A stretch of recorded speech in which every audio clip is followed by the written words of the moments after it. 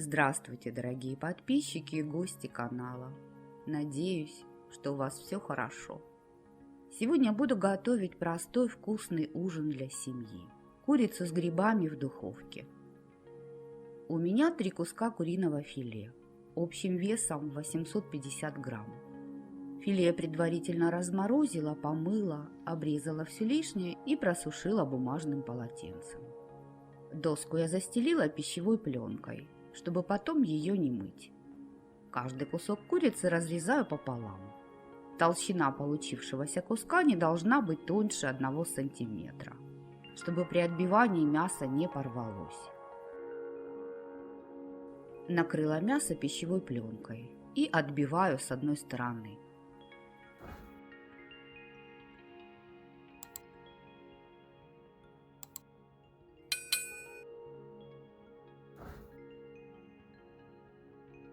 Отбивные переложила в миску.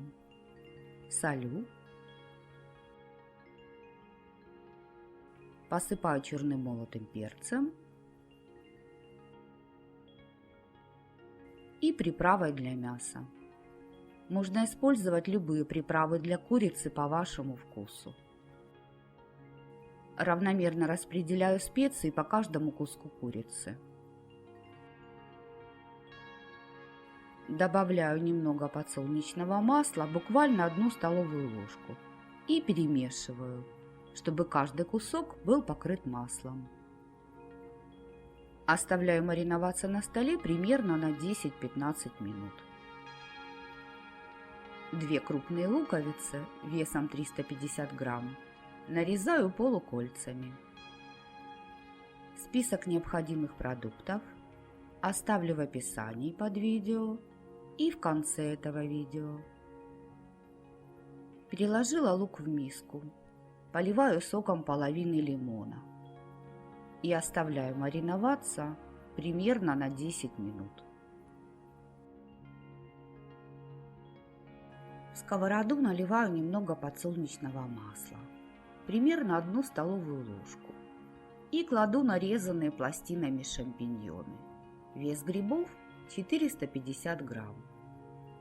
Готовлю, периодически помешивая, до испарения влаги и легкого подрумянивания грибов. Если вам нравится это видео, то ставьте пальчик вверх и напишите свое мнение о рецепте. Поделитесь видео с друзьями, вы этим поможете развитию канала. Перекладываю грибы в миску, чтобы они немного остыли. Форму для запекания смазываю небольшим количеством подсолнечного масла. Смазываю дно и бортики формы. На дно формы кладу куриные отбивные.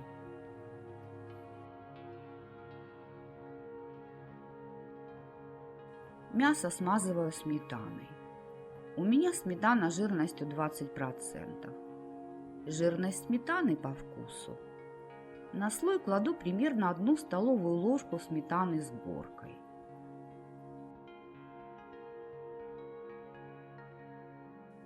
Сверху кладу лук и выливаю лимонный сок, в котором он мариновался.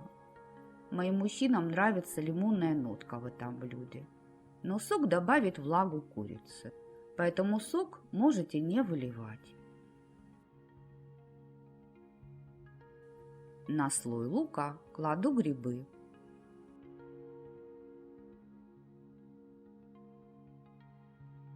Солю и посыпаю черным молотым перцем по вкусу.